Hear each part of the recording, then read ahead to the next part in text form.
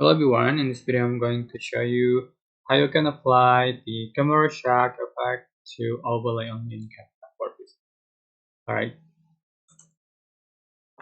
for example,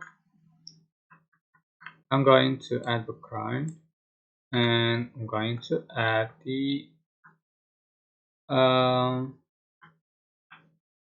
the overlay, just put on top another clip, and I'm going to cut out. Select chroma key, color picker, and select color that I want to remove. Just put a lines and then shadow size.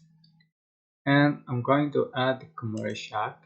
Just click effect and click nightclub.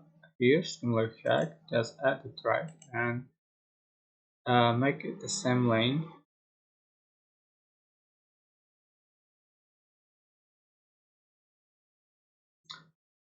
You can see, but I want to I want to apply the camera shape to overlay only, not for background. So how to just select the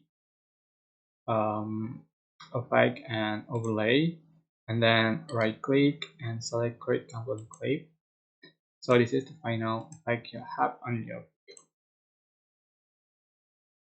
Right. I hope this tutorial was helpful for you guys. Don't forget to like, comment, share, and also subscribe.